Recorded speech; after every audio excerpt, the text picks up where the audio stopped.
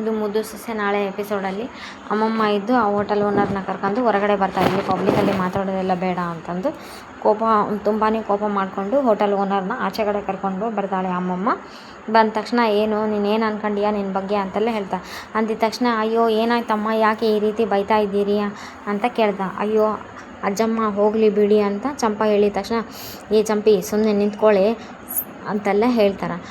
ಅಲ್ಲ ಕಣಮ್ಮ, ಅಷ್ಟಕ್ಕೂ ಅಲ್ಲ ಕಣ್ಲ, ಆ ಹುಡುಗಿನ ಯಾಕೆ ಅಷ್ಟೊಂದು ಏನು ತಪ್ಪೇ ಮಾಡಿಲ್ಲ ಅಂತ ಆ ಹುಡುಗಿಗೆ ಆ ರೀತಿ ಬೈದು ಅವಳನ್ನ ಕೆಲಸದಿಂದ ಕಿತ್ತಾಕಿದೆಲ್ಲ ಅಂತೆಲ್ಲ ಬೈತಾರೆ. ಅಯ್ಯೋ ಅಮ್ಮ ನಿನಗೆ ಗೊತ್ತಿಲ್ಲ, ಆ ಹುಡುಗಿ 10 ದಿವಸ ಆಯಿತು ಕೆಲಸ ಅಷ್ಟೇ ಸೇರಿಕೊಂಡು ಸರಿಯಾದ ಟೈಮಿಗೆ ಬಂದು ಕೆಲಸ ಮಾಡೇ ಇಲ್ಲ ಗೊತ್ತಾ ಅಂದಿದ ತಕ್ಷಣ ಅವಳಿಗೆ ಕೆಲಸ ಮಾಡುವಂಥದ್ದು ಇನ್ನೂ ಬಂದಿಲ್ಲ ಕಣ್ಲ ಅಂತೆಲ್ಲ ಹೇಳ್ತಾರೆ. ಅಷ್ಟಕ್ಕೂ ಅವಳು ಯಾರಂತ ಅಂದ್ಕೊಂಡಿದ್ಯಾ ನೀನು ಅಂತೆಲ್ಲ ಅಮ್ಮಮ್ಮ ಕೇಳಿದಾಗ ಅವಾಗ ಸುಮ್ಮನೆ ಇದ್ದ ಓನರ್. ನಿನಗೆ ಗೊತ್ತಾ MLA ಶಿವರಾಮೇಗೌಡ ಅಂತೆಲ್ಲ ಹೇಳ್ತಾನೆ. ಗೌಡ್ರು ಯಾರಿಗೆ ಗೊತ್ತಿಲ್ಲಮ್ಮ, ಶಿವರಾಮೇಗೌಡ್ರು ಎಲ್ಲರಿಗೂ ಗೊತ್ತು ಅಂತೆಲ್ಲ ಹೇಳ್ತಾನೆ. ಹೇಳಿದ ತಕ್ಷಣ ಆವಾಗ ಆ ಶಿವರಾಮೇಗೌಡನ ಏಕೈಕ ಸೊಸೆ ಕಣ್ಲ ಅಂತೆಲ್ಲ ಹೇಳ್ತಾನೆ. ಅಂತೆಲ್ಲ ಹೇಳಿದ್ಕೊಳ್ಳೆ ಆ ಹೋಟೆಲ್ ಓನರ್ಗೂ ನಂಬೋಕ್ಕಾಗಲ್ಲ.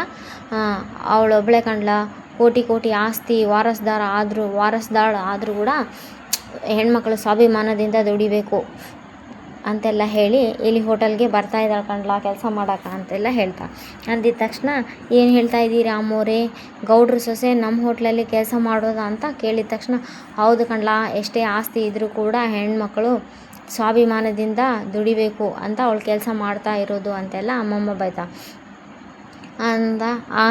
ಸ್ವಾಭಿಮಾನದಿಂದ ಕೆಲಸ ಮಾಡಬೇಕು ಅಂತಾರೆ ಹುಡುಗಿ ನಿನ್ನ ಅಂಗಡಿ ನಿನ್ನ ಹೋಟೆಲ್ನಲ್ಲಿ ಕಳ್ಳಾಟದ ಥರ ಕೆಲಸ ಮಾಡ್ತಾಳ ಅಂತೆಲ್ಲ ಅಮ್ಮಮ್ಮ ಬೈದು ಬಿಡ್ತಾಳೆ. ಅವಳು ಬೆಳಿಗ್ಗೆ ಹೊತ್ತಾರನೇ ಬಂದು ಕೆಲಸ ಮಾಡೋದು ನಾವೇ ನೋಡಿದ್ವಿ ಕಣ್ಲ ಅಂತೆಲ್ಲ ಹೇಳ್ತಾರೆ. ಇನ್ನೊಂದ್ಕಿತ ಏನಾದರೂ ನೀನು ಅವಳು ಮನಸ್ಸಿಗೆ ನೋವು ಮಾಡೋದಾಗಲಿ ಅಥವಾ ಅವಳಿಗೆ ಮನಸ್ಸಿಗೆ ಬೇಜಾರು ಮಾಡೋದನ್ನಾಗಲಿ ನನ್ನ ಕಣ್ಣಿಗೆ ಏನಾದರೂ ಬಿತ್ತಾ ಅಂತ ಇಟ್ಕೋ, ನಿನ್ನ ಹೋಟೆಲ್ನ ಎಲ್ಲದನ್ನು ಕೂಡ ಇಲ್ಲಿದೆ ಎತ್ತಂಗಡಿ ಮಾಡಿಸಿಬಿಡ್ತೀನಿ ಅಂದ ತಕ್ಷಣ ಅಯ್ಯೋ ಅಮ್ಮೋರೇ ದಯವಿಟ್ಟು ನನ್ನ ಕ್ಷಮಿಸಿಬಿಡಿ, ಅವರು ಗೌಡ್ರ ಸೊಸೆ ಅಂತ ಗೊತ್ತಿಲ್ಲ ಕಣಮ್ಮ ಅಂತೆಲ್ಲ ಹೇಳ್ತಾರೆ. ಇವಾಗಲೇ ಕರೆದು ಆ ಹುಡುಗಿಗೆ ಕೆಲಸ ಕೊಡ್ತೀನಿ, ಇನ್ನು ಮುಂದೆ ಅವ್ರು ಇಷ್ಟ ಬಂದಾಗ ಕೆಲಸ ಮಾಡಲಿ, ಇಷ್ಟ ಬಂದಾಗ ಹೋಗಲಿ ಅಂತೆಲ್ಲ ಹೇಳ್ತಾ ಇರ್ಬೇಕಾದ್ರೆ ಸರಿ ಅಂತ ಹೇಳಿ ಸುಮ್ಮನೆ ಆಗ್ಬಿಟ್ಟು ಯಾವತ್ತೂ ನನ್ನ ಕಡೆಯಿಂದ ತಪ್ಪಾಗೋಕ್ಕಿಲ್ಲ ಅಂದಿದ ತಕ್ಷಣ ಹಂಗಾಗಬಾರ್ದು, ದಾರಿಗೆ ಸರಿ ಈಗ ದಾರಿಗೆ ಬಂದ್ಯಾ ಅಂತ ಅಮ್ಮಮ್ಮ ಹೇಳ್ತಾರೆ. ಕೋಪ ಮಾಡಿಕೊಂಡು ಅಲ್ಲಿಂದ ಹೊರಟು ಬಿಡ್ತಾರೆ. ಆವಾಗ ಈ ಕಡೆ ಓನರು ಬಂದುಬಿಟ್ಟು ಹೋಗಿ ವಿದ್ಯಾನ ಕರ್ಕೊಂಡು ಬನ್ನಿ ಅಂತ ಅವ್ರ ಕಡೆ ಕೆಲಸ ಮಾಡೋ ಸ್ಟಾಫ್ಗೆ ಹೇಳಿ ಕಳಿಸ್ತಾರೆ. ವಿದ್ಯಾಕ್ಕ ಬಾ ಅಂತ ಹೇಳ್ತಾರೆ. ಅಂತ ಕರೆದ್ಬಿಟ್ಟ ತಕ್ಷಣ ವಿದ್ಯಾಕ್ಕ ಓನರ್ ನಿನ್ನ ಇದ್ದಾರೆ ಮತ್ತು ನೀನು ಕೆಲಸ ಕೊಡ್ತಾರಂತೆ ಅಂದಿದ ತಕ್ಷಣ ವಿದ್ಯಾ ಏನಣ್ಣ ಏನು ಹೇಳ್ತಾ ಇದೆಯಾ ಅಂತ ಹೇಳಿಬಿಟ್ಟು ವಿದ್ಯಾ ಖುಷಿಯಾಗಿ ಬಂದುಬಿಡ್ತಾಳೆ. ನೋಡಮ್ಮ, ನೀನು ಏನೋ ಗೊತ್ತಿಲ್ಲದೆ ಯಾವುದೋ ಕೋಪದಲ್ಲಿ ನಿನಗೆ ಬಾಯಿಗೆ ಬಂದಂಗೆ ಬೈದ್ಬಿಟ್ಟೆ, ದಯವಿಟ್ಟು ನನ್ನನ್ನು ಕ್ಷಮಿಸಿಬಿಡಮ್ಮ. ನೋಡು, ನೀನು ಓದೋ ಹುಡುಗಿ, ನೀನು ಚೆನ್ನಾಗಿ ಓದ್ಕೋಬೇಕು, ಅದ್ರ ಜೊತೆ ಕೆಲಸನೂ ಎಷ್ಟಾಗುತ್ತೆ ಅಷ್ಟು ಕೆಲಸ ಮಾಡು, ನನ್ನ ಹತ್ರ ದುಡ್ಡು ಇಸ್ಕೊಂಡು ಹೋಗು ಅಂತೆಲ್ಲ ಹೇಳ್ತಾರೆ. ಹೇಳಿರೋದನ್ನು ಏನೂ ಕೂಡ ನಾನು ನಿಮ್ಗೆ ಬೈದಿದ್ದೀನಿ ಅಂತ ಅದನ್ನೆಲ್ಲ ಮನಸ್ಸಲ್ಲಿ ಇಟ್ಕೋಬೇಡ ಕಣಮ್ಮ ಅಂದ ತಕ್ಷಣ ಅಯ್ಯೋ ಅಣ್ಣ ಯಾಕಣ್ಣ ಆ ರೀತಿ ಆಡ್ತಾ ಇದ್ದೀರಿ, ನೀವು ನನಗೆ ಕರೆದು ಕೆಲಸ ಕೊಟ್ಟಿದ್ದೆ ನಿಮ್ಮ ದೊಡ್ಡ ಗುಣ ಅಂದಿದ ತಕ್ಷಣ ಗೌಡ್ರು ಸೊಸೆ ಆದ್ರೂ ಸ್ವಲ್ಪ ಕೂಡ ದಿಮಾಕು ಅಹಂಕಾರ ಸೊಕ್ಕು ಏನೂ ಇಲ್ಲ ನೋಡಮ್ಮ ಈ ಹುಡುಗಿಗೆ ಅಂತೆಲ್ಲ, ಈ ಕಾಲದಲ್ಲೂ ಇಂಥ ಹೆಣ್ಮಕ್ಳು ನೋಡೋದಕ್ಕೆ ನಾವು ಅದೃಷ್ಟ ಮಾಡಿರಬೇಕು ಅಂತೆಲ್ಲ ಹೇಳ್ತಾ ಮ್ಯಾನೇಜರ್ ಹೇಳ್ತಾರೆ. ಮನಸ್ಸಲ್ಲೇ ಮಾತಾಡ್ಕೊಳ್ತಾ ಇರ್ತಾರೆ. ಅದೇ ಟೈಮ್ಗೆ ಈ ಕಡೆ ಸಾವಿತ್ರಿ ವಿನಂತ್ರಿ ಇಬ್ಬರು ಅಂದರೆ ಚಿತ್ರ ಮತ್ತು ಈಶ್ವರಿ ಹೊರಗೆ ಬರ್ತಿರ್ಬೇಕಾದ್ರೆ ಡ್ಯಾನ್ಸ್ ಮಾಡ್ತಾ ಇರೋದು ನೋಡಿಬಿಟ್ಟು ಈಶ್ವರಿ ಮಗಳು ಚಿತ್ರ, ಅಮ್ಮ ನೋಡವ್ವ ಇದು ನಮ್ಮ ಪರಿಸ್ಥಿತಿ ನೋಡಿ ಅವ್ವ ಮಗಳು ಇಬ್ಬರು ಸೇರಿಕೊಂಡು ನಮ್ಮನ್ನು ನೋಡಿ ಆಡ್ಕೊಂಡು ನಗ್ತಾ ಇದ್ದಾರೆ ಕಣವ್ವ ಅಂದಿದ ತಕ್ಷಣ ನಗಲಿ ಬಿಡೆ ಚಿತ್ರ, ಇವತ್ತು ಕಾಲ ಮೊದಲಿನ ಥರ ಇಲ್ಲಲ್ಲ ಅಂತೆಲ್ಲ ಹೇಳ್ತಾರೆ. ನಮಗೂ ಒಂದು ಟೈಮ್ ಬಂದೇ ಬರುತ್ತೆ ಕಣೆ ಅಂತೆಲ್ಲ ಹೇಳ್ದೆ. ಈಶ್ವರಿನ ತುಳಿಬೇಕು ಅಂತ ನೋಡಿರೋದು ಎಲ್ಲರೂ ಕೂಡ ಮುಂದೊಂದು ದಿನ ಈ ಈಶ್ವರಿ ಕಾಲು ಕೆಳಗೆ ಬೀಳ್ತಾರ ಅಂತೆಲ್ಲ ಹೇಳ್ತಿರ್ತಾಳೆ ಮಗಳು ಚಿತ್ರಾಗೆ. ಅದೇ ಟೈಮಿಗೆ ಈ ಕಡೆ ನಾನೇ ಮಂಡಿ ಊರಿ ಈ ಶೆಡ್ನಲ್ಲಿ ಇರೋದು, ಹೇಳಿದ್ದಕ್ಕೆ. ಆದರೆ ಈ 3 ಅಡಿ ನನ್ನ ಸ್ವಂತ ಗಂಡನಿಂದನೇ ಇದೇ ಶೆಡ್ಡಲ್ಲಿ ಇರಿಸಿದ್ದಾಳೆ. ಜೀವನ ಮಾಡೋ ಥರ ಮಾಡಿಬಿಟ್ಲು. ಇದಕ್ಕೆ ಕಾರಣ ಆಗಿರೋ ಯಾರನ್ನೂ ಕೂಡ ಸುಮ್ಮನೆ ಬಿಡೋಕೆ ಆಗಲ್ಲ ಕಣೆ ಅಂತ ಈಶ್ವರಿ ತುಂಬ ಕೋಪ ಮಾಡ್ಕೊಂಡು ಹೇಳ್ತಿರ್ತಾರೆ. ಇನ್ನು ರಾತ್ರಿ ವಿದ್ಯಾ ಹೋಟೆಲ್ನಲ್ಲಿ ಕೆಲಸ ಮಾಡಿ ಬರ್ತಾ ಇರಬೇಕಾದ್ರೆ ಈಶ್ವರಿ ಮತ್ತು ಇಬ್ಬರನ್ನ ನೋಡ್ತಾ ಇಬ್ಬರು ಕೂಡ ಕೋಪ ಮಾಡಿಕೊಂಡು ವಿದ್ಯಾ ಹತ್ರ ಬರ್ತಾರೆ. ಬಂದ ತಕ್ಷಣ ಚಿಕ್ಕತ್ತೆ ನೀವೇನು ಇಲ್ಲಿ ಅಂದ ತಕ್ಷಣ ಸಾಕು ಬಾಯಿ ಮುಚ್ಚೆ, ಅವತ್ತು ನಿನ್ನನ್ನು ಹಟ್ಟಿಯಿಂದ ಆಚೆ ಹಾಕಿದೆ, ಶೆಡ್ನಲ್ಲಿ ಜೀವನ ಮಾಡೋ ರೀತಿ ಮಾಡಿದೆ ಅಂತೆ. ಇವತ್ತು ನನ್ನ ಮಗಳನ್ನ ಇದೇ ಶೆಡ್ಡಲ್ಲಿ ಜೀವನ ಮಾಡೋ ರೀತಿ ಮಾಡಿಯಾ ಅಂತೆಲ್ಲ ಹೇಳ್ತಾರೆ. ಏನು ಹೇಳ್ತಾ ಇದ್ದೀರಿ ಚಿಕ್ಕತ್ತೆ ಅಂತೆಲ್ಲ ಹೇಳಿದರೆ, ಮಾಡಿರೋ ಕೆಲಸಕ್ಕೆ ಈ ತಾನೇ ಇವತ್ತು ಈ ಶೆಡ್ಡಲ್ಲಿ ಇರೋದು ಅಂತೆಲ್ಲ ವಿದ್ಯೆ ಹೇಳ್ತಾನೆ.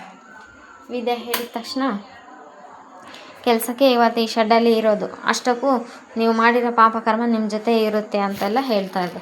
ನನಗೇನು ಗೊತ್ತಿಲ್ಲ ಅಂತ ಡ್ರಾಮಾ ಮಾಡಿದ್ರು. ಅಂದರೆ ಕಣ್ಮಣಿ ಜೀವನ ಎಲ್ಲ ಹಾಳಾಗುತ್ತೆ ಅಂತ ನೀವೇ ಕರ್ಮ ನಿಮ್ಮನ್ನು ಬಿಡೋಂಗಿಲ್ಲ ಅಂತೆಲ್ಲ ಹೇಳ್ತಾ ಇರ್ತಾರೆ. ಅದೇ ಟೈಮಿಗೆ ಈ ಕಡೆ ಚಿತ್ರನೂ ಅವರಮ್ಮ ತುಂಬ ಅಂದರೆ ತುಂಬಾ ಕೋಪ ಮಾಡ್ಕೊಂಡು, ಕರ್ಮ ಇವತ್ತು ನಿಮ್ಮನ್ನು ಇಲ್ಲಿಗೆ ತಂದಿದೆ, ನಿಲ್ಲಿಸಿದೆ, ಪಾಪ ಕಣ್ಮಣಿ ಜೀವನ ಹಾಳು ಮಾಡಬೇಕು ಅಂತ ಹೋದ್ರಿ, ಆದರೆ ಮೇಲೊಬ್ಬ ನಿಧಾನ ಅನ್ನೋದು ನೀವು ಮರ್ತು ಬಿಟ್ರಿ, ಹಾಗಿದೆ ನಿಮಗೆ ಬಂದಿದೆ ನೋಡಿ, ಕಣ್ಮಣಿ ಖುಷಿಯಾಗಿ ತಾನು ಇಷ್ಟಪಟ್ಟಿರೋ ಹುಡುಗನ ಜೊತೆ ಮದುವೆ ಆದ್ಲು ಅಂತೆಲ್ಲ. ಆದರೆ ನಿಮ್ಮ ಮಗಳು ಇಬ್ಬರು ಕೂಡ ಶೆಡ್ಡಲ್ಲಿ ಇರಬೇಕಲ್ಲ ಅಂತೆಲ್ಲ ಹೇಳ್ತಾರೆ. ನನಗೆ ಇಲ್ಲಿ ಜೀವನ ಮಾಡೋದು ಯಾವತ್ತೂ ಕೂಡ ಬೇಸರ ಇಲ್ಲ ಕಣೆ, ಹುಟ್ಟಿದಾಗಿದ್ದ ಅದೇ ಜೀವನ ಮಾಡಿದ್ದ, ಇವಾಗಲೂ ಕೂಡ ಮಾಡ್ತಾ ಇದ್ದೀನಿ. ಆದರೆ ಇಷ್ಟು ದಿವಸ ಅರಮನೆಯಲ್ಲಿ ರಾಣಿ ಥರ ಮೆರೆದಿರೋ ನೀನು ಇನ್ನು ಮುಂದೆ ಈ ಶೆಡ್ನಲ್ಲಿ ಅದು ಹೇಗೆ ಜೀವನ ಮಾಡ್ತಿರೋ ಅಂತ ಹೇಳಿಬಿಟ್ಟು ವಿದ್ಯಾ ಕೋಪ ಮಾಡ್ಕೊಂಡ್ಬಿಡ್ತಾರೆ. ಇವರಿಬ್ಬರು ಕೋಪ ಮಾಡಿಕೊಂಡು ಇವಾಗ ಮಾತಾಡಬೇಕು. ವಿದ್ಯಾನೇ ನೋಡಿಕೊಂಡು ನಿನ್ನ ಹತ್ರ ಮಾತಾಡಬೇಕು ಅಂತ ಹೇಳಿದಾಗ, ಹೇಳ್ತೀರಾ? ದಿಟ್ಟವಾಗ್ಲೂ ಹೇಳಬೇಕಂದ್ರೆ ಚಿಕ್ಕವ್ವ ಹೇಳಿರೋ ಮಾತನ್ನು ನಂಬಿಕೊಂಡು ನಾನು ಈ ಕಣ್ಮಣಿಗೆ ಆ ಹುಡುಗನ ಕೊಟ್ಟು ಮದುವೆ ಮಾಡಬೇಕು ಅಂತ ನೋಡಿದೆ ಅಂತ ಹೇಳ್ತಾ ಇರಬೇಕಾದ್ರೆ ಧೈರ್ಯವಾಗಿ ಅವನೇನು ಮುಖವಾಡ ಎಲ್ಲರ ಮುಂದೆ ಕಳಚಿದ್ದು ಚೆನ್ನಾಗಾಯಿತು. ನನ್ನ ತಂಗಿ ಜೀವನ ಕಷ್ಟಪಟ್ಟು ಕಾಪಾಡಿದೆ, ಅದಕ್ಕೋಸ್ಕರ ನನ್ನ ಮನಸ್ಸಿಂದ ನಿನಗೆ ಧನ್ಯವಾದ ಹೇಳ್ತಾ ಇದ್ದೀನಿ, ಥ್ಯಾಂಕ್ಸ್ ಅಂದ ತಕ್ಷಣ ವಿದ್ಯಾಗಂತೂ ತುಂಬ ಅಂದರೆ ತುಂಬ ಖುಷಿ ಆಗಿಬಿಡುತ್ತೆ. ತುಂಬಾ ಬೇಜಾರಾಗಿರೋ ಅದೇ ಟೈಮಲ್ಲಿ ಅಲ್ಲಿಗೆ ಕಣ್ಮಣಿ ಮತ್ತು ರಾಖಿ ಇಬ್ಬರು ಕೂಡ ಬಂದಿದ್ದ ತಕ್ಷಣ ಅದಕ್ಕೆ ಅಂತ ಹೇಳಿಬಿಟ್ಟು ಕಣ್ಮಣಿ ಅತ್ತಿಗೆ ಅಂತ ಹೇಳಿ ವಿದ್ಯಾ ಹಗ್ ಮಾಡಿಕೊಂಡು ಬಿಡ್ತಾಳ. ಕಣ್ಮಣಿ ಮತ್ತು ರಾಖಿ ನೀವೇನು ಇಲ್ಲಿ ಅಂದಿದ ತಕ್ಷಣ ಅತ್ತಿಗೆ ನಿಮ್ಮನ್ನು ನೋಡೋಕ್ಕೆ ಮಾತಾಡ್ಸ್ಕೊಂಡು ಹೋಗೋಣ ಅಂತ ಬಂದೀವಿ. ದಿಟ ಹೇಳಬೇಕು ಅಂದರೆ ಇವತ್ತು ರಾಖಿ ನನ್ನ ಗಂಡ ಆಗೋದಕ್ಕೆ ಕಾರಣ ನೀವೇ ಅಂದ ತಕ್ಷಣ, ಅಯ್ಯೋ ಕಣ್ಮಣಿ ಅದರಲ್ಲಿ ಏನು ಹಣೆಯಲ್ಲಿದೆ ಅದೇ ಆಗುತ್ತೆ ಕಣಮ್ಮ ಅಂತೆಲ್ಲ ಹೇಳಿ, ಖಂಡಿತ ದೇವರ ಆಶೀರ್ವಾದ ಇದ್ದೇ ಇರುತ್ತೆ ಅಂತೆಲ್ಲ ಹೇಳ್ತಲ್ಲ. ಈ ಕಡೆ ರಾಖಿ ಮತ್ತು ಇವ್ರನ್ನ ಬೇರೆ ಕಡೆ ಕಳ್ಸೋಕ್ಕೆ ಹೇಳಿರ್ತಾರಲ್ಲ ಶಿವರಾಮೇಗೌಡ, ತಕ್ಷಣ ನಿಜ ಹೇಳಬೇಕಂದ್ರೆ ಗೌಡ್ರು ನಿಮ್ಮನ್ನು ತುಂಬ ಮುದ್ದು ಮನಸ್ಸಿನಿಂದ ಸಾಕಿದ್ದಾರೆ ಇದು ಹೇಳಿ ಅದು ಕ್ಷಮೆ ಕೇಳಿರ್ತಾನಲ್ಲ. ಇದು ಇವತ್ತಿನ ಎಪಿಸೋಡ್ ಆಗಿರುತ್ತೆ. ಚೆನ್ನಾಗಿದೆ, ಅಂದರೆ ಗುರುವಾರದ ಎಪಿಸೋಡ್ ಚೆನ್ನಾಗಿದೆ. ಪ್ಲೀಸ್ ಕಣ್ಮಣಿಗೂ ಗೊತ್ತಾಗುತ್ತೆ, ಬಟ್ ಅವರನ್ನು ಇನ್ನು ಇದು ಮಾಡ್ತಾ ಇಲ್ಲ. ಈಶ್ವರಿ ಶೆಡ್ನಲ್ಲೇ ಇರೋದ್ರಿಂದ ಅವಳಿಗಂತೂ ತುಂಬ ಕೋಪ ಬಂದಿರುತ್ತೆ.